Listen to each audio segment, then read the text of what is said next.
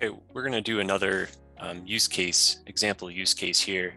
So for this example, this would be if an organization is building a new application where this new application needs access to manage certain pieces of personal information.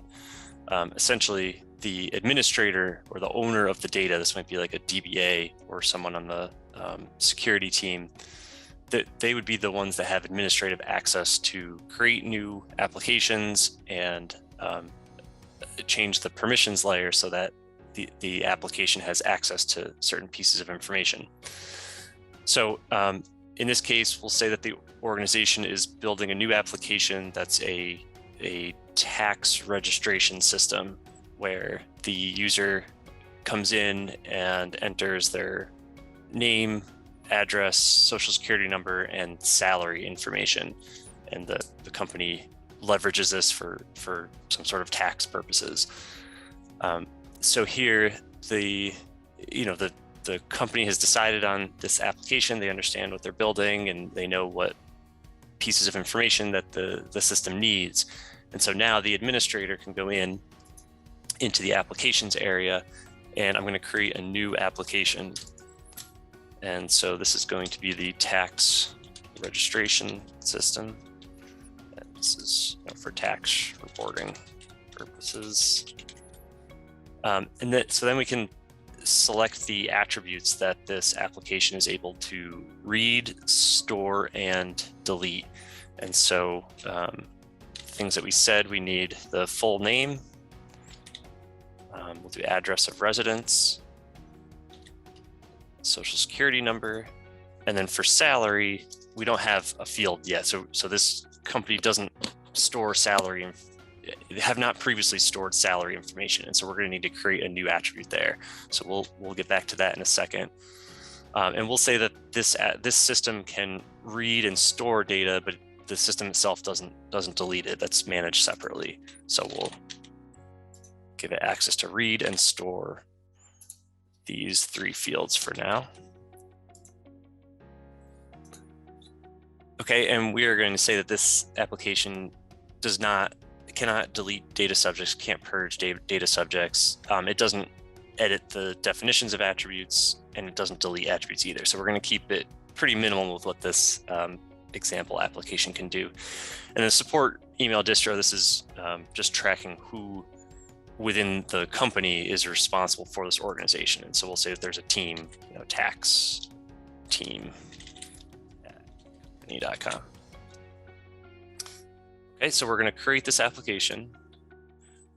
And we can see down here we have this, but we also now need to create the salary attribute.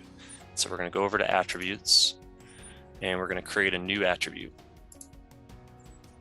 Key, this is just the identifier for the field. So call it salary. Name is how it will be displayed. Tags, if we had any tags that we wanted to relate it to, we might consider payment card information. In fact, we'll do that just for illustrative purposes. So you can add any tags that this attribute should have associated with it. Hint would be, 60,000. Repeatable, this will say no, a data subject can only have one salary. If it were something like vehicle information, you might say that that's repeatable because a data subject can own multiple vehicles. We're going to say false here. Indexed, so data can be essentially, it can be indexed if it needs to be searchable. We use a technology called blind indexing, so that even though the data is encrypted, if it needs to be searched for any purpose, we can create this blind index on the data. I will say no here. We're not going to be searching on salary information. Certainly, this is sensitive information, and maybe there are some regulations that have to do with tracking the sort of tax information. We'll add PCI to this specific example, but in general, if there are regulations that fully apply to an attribute, those can be added here as well. Okay, and then here's just to make it easier. As you're creating the attribute, you can also select the applications that can read, write, and delete this data. So we'll go back and edit it in the applications area, but if we wanted to, this would be just another way that we can do that. We're not going to use an object schema. That's if it were a complex object, if it had a schema associated with it. In this case, we're just going to say that this is a floating point number, and submit. Okay, so now we have a new attribute for salary information. And so we're going to go back to our tax registration system here, edit it, and we're going to add salary as well.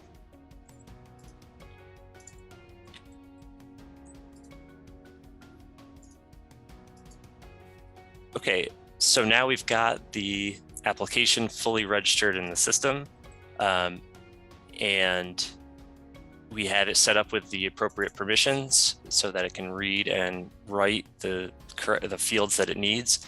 And so what I do now as an administrator is this key, this is the API key that the tax reporting, the tax registration system will use to identify itself when it uses the ViziVault API, so that the permissions here are respected. And so I'm going to copy this, and I'm going to go give this to the developers of this registration system so that they have appropriate access for the system to pull the pieces of data that it needs out of the vault.